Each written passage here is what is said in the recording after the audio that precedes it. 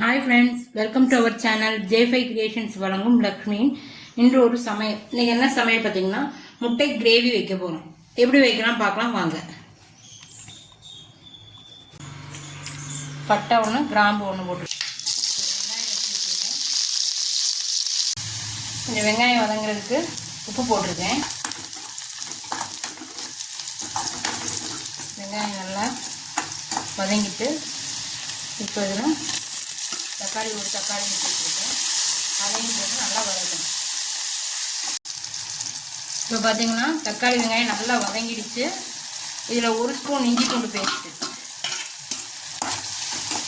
அதையும் போட்டு நல்லா வதக்கிட்டு இதில் மல்லித்தூள் 2 ஸ்பூன், வத்தப்பொடி 1 ஸ்பூனு, கறி மசால் பொடி 1 ஸ்பூனு, மஞ்சத்தூள் 1 சிட்டிகை, இது எல்லாத்தையும் போட்டு அதையும் சேர்த்து நல்லா வதக்கணும்.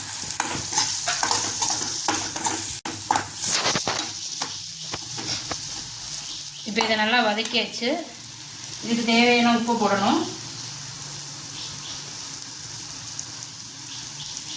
போட்டு கொஞ்சம் தண்ணி ஊற்றி நல்லா கொதிக்கணும். கொதிச்சதுக்கப்புறம் தான் முட்டையை போடணும். இப்போ கொதிச்சிடுச்சு. இப்போ நல்லா கொதிச்சிடுச்சு. இதில் நம்ம முட்டையை போட்டுருவோம். ஏற்கனவே 4 முட்டை அவிச்சு வெட்டி வச்சுருக்கேன்.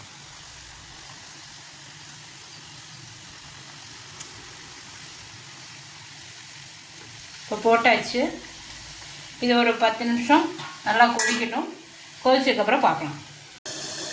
இப்போ குழம்பு கொதிச்சிட்டான்னு பார்ப்போம். முட்டை குழம்பு நல்லா கொதிச்சிச்சு.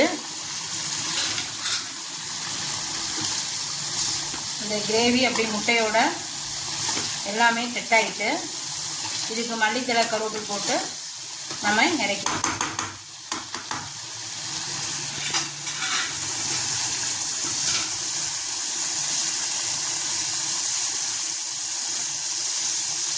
இந்த ரெசிபி உங்களுக்கு பிடிச்சிருந்தா லைக் பண்ணுங்கள், ஷேர் பண்ணுங்கள், கமெண்டில் உங்கள் கருத்துக்களை சொல்லுங்கள்.